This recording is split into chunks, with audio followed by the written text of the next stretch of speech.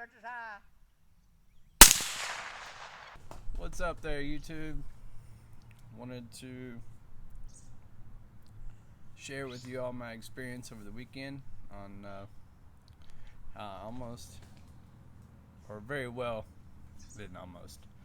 very well could have cut my finger off. So, got a new axe last week. Been doing a lot of work here in the backyard, canopying the trees and such, so you can actually walk around and mow grass without basically crawling on your knees. I have to do it about every year, and been watching a lot of videos on arborists and trees. Trees have been really something that I've been been getting into a lot here lately, and just kind of nerding out on YouTube to get away from all the work and then the hobbies that turn into work and everything else. I have this thing, like, I get interested in something and somehow it turns into work, but I love it. I guess if you used to say, what do you want to do when you grow up, or what's your favorite thing, and or greatest interest, and that becomes your work, then I guess that's a good thing, better than making someone else rich and building up their dreams for them. So anyways, finger. Now I know that most accidents happen towards the end of the day when you're fatigued, and the other day was the summer solstice, so we were looking at, I don't know, I think it was like close to 14 hours daylight. I got up pretty early that day, early to me is 8:30, 9 o'clock, here in good old Kentucky, Indiana region, which it's pretty hot and humid right now, but so, not to mention, like, the past few months I've been hammering down on the Airstream and my normal business stuff, and just going pretty hard. So it was a pretty long day, and you can see tree limbs on the ground back there from dropping and chopping wood and such. So it's toward the end of the day, and I was making some kindling with this bad boy, which is probably not the proper tool to do it with. It's not super big, but it's heavy. It's got weight to it. So, and I know very good and well not to be doing things towards the end of the day, but we're talking reality as well. Like, if you're gonna backpack in with a hatchet or something miles and miles and set up camp and get a fire going, you're gonna be tired. I mean, you're gonna be fatigued. But so I was chopping up some kindling. I got it started, tapped it, moved my hand good 4 or 5 inches away, and then just was tapping it on the stump, and it hit a knot in the kindling and pushed the axe to the side, and just barely, just the weight of the axe hit my finger, and the axe did not come sharp. So I've been sitting in front of the fire pit at night with some wet stones and ceramic stones and stuff, just kind of relaxing and running solo here. So me and the dog sitting out campfire and working on this axe, putting an edge on it. It's a labor of love, so it's not something that you get an axe and maintain it. You get it right and you maintain it. So I was maintaining it, and the night before I was like, okay, we're really getting somewhere on this edge. And I have to say, like, thank God it was so sharp, because word on the street is that a dull blade can do more damage than a sharp blade can. But it was a valuable lesson because I woke up the next day and I was still very, very, very grateful that I had my finger. I know a few people without fingers, so I figured I'd make a video on it as well and share my experience with you all. So,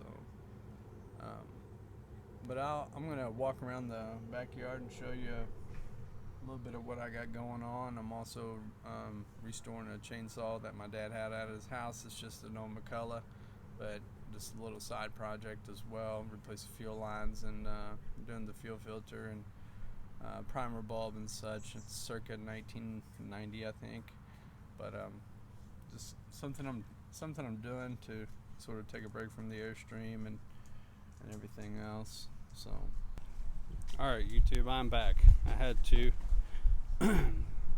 go to my lab. Some of y'all know I own a ISO 7 pharmaceutical lab for manufacturing purposes, where we manufacture like e-liquid, CBD, pretty much anything anyone needs, like contract manufacturing, private labeling. And I had a business meeting with the guy last week, and I just met back up with him, and we're going to move forward on some medicinal mushrooms, non-psychoactive, for like antiviral blend and a couple other blends that we're working with. So it's pretty neat to see it. And I'm going to do it, bottle it up in a clean room, and as things progress, I'm sure I'll be posting somewhat about it, especially if I like it and it's good for the gut microbiome, etc. Good fungus in your belly is always the solution to a lot of the problems. 80% of your serotonin levels are produced by your gut, not your brain. So it's important to know what you're putting in your body. Anyways, canopy, backyard again, and doing some limb work, getting some stuff up. There's the Airstream skins I'm going to be using as a pattern, but just lifting everything up so it's not a mosquito's breeding ground. And in the midst of this and the Airstream, I have been using a lot of tools that can be, considered dangerous, and the percentage of getting injured or hurt goes up dramatically with all of these, saws and various saws and power tools and pneumatic tools and axes and chainsaws and things like that I've been using. And you are going to experience some injury, but